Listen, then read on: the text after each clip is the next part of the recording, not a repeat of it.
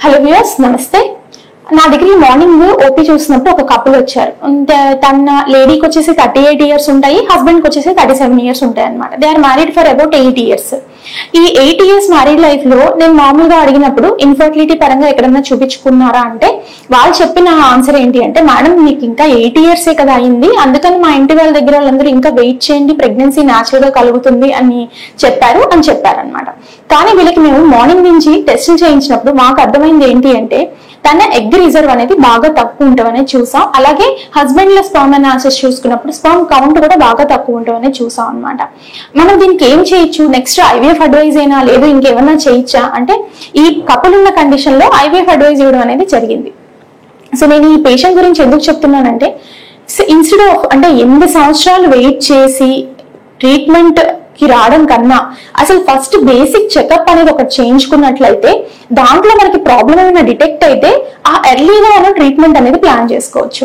For example, ఎప్పుడు infertility treatment అసలు couple అనేది రావాలి, ఏ ఏజ్ గ్రూప్ అనేది రావాల్సి ఉంటుంది అంటే, ఒక భార్యాభర్తలు ఒక 1 year న్యాచురల్ గా ఎటువంటి కాంట్రసెప్షన్ లేకుండా ప్రెగ్నెన్సీ కోసం ప్రయత్నించి ప్రెగ్నెన్సీ అనేది కానీ రాని పక్షంలో ఒక్కసారి ఫర్టిలిటీ ఎవాల్యుయేషన్ చేయించుకోవడం అనేది చాలా మంచిది.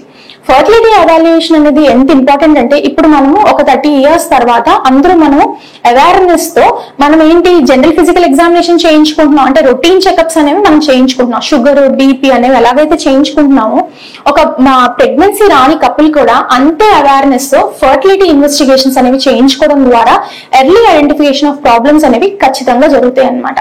సో ఎవరైతే రావడం లేదో చేయించుకోవాలి. నెక్స్ట్ 35 years ప్లస్ మ్యారేజెస్ కూడా మనం చూస్తున్నాం. ఎందుకు? వీఆర్ గెటింగ్ మోర్ ఎడ్యుకేటెడ్,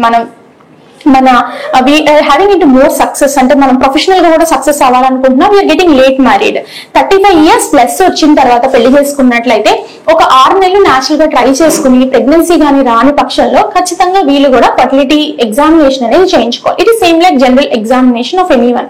ఈ ఫర్టిలిటీ అవేర్నెస్ లో మేము చేసే టెస్ట్లు ఏంటి అంటే, జనరల్ గా ఫీమేల్ వచ్చినప్పుడు తనకి స్కాన్, 2 పక్కల ట్యూబ్స్ నార్మల్ గా ఉన్నాయి లేదా, ఎగ్ కౌంట్ అనేది ఎలాగుంది, ఇంకేదైనా ఇన్ఫెక్షన్స్ ఏమైనా ఉన్నాయా, ఫైబ్రాయిడ్స్ ఏమైనా ఉన్నాయా అని ఎవాల్యుయేట్ చేయడం అనేది జరుగుతుంది. This is for the female part.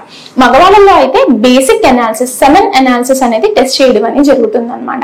ఈ టెస్ట్ చేయడం ద్వారా మనకి బేసిక్ వర్కప్ అనేది అయిపోతుంది. అంటే ఏదైనా ప్రాబ్లం ఉందా ఐడెంటిఫికేషన్ అనేది అయిన తర్వాత పేషెంట్ కి ఒకవేళ రిక్వైర్మెంట్ ఆఫ్ ట్రీట్మెంట్ ఉంటే ట్రీట్మెంట్ కి రండి అని అడ్వైస్ చేస్తాం.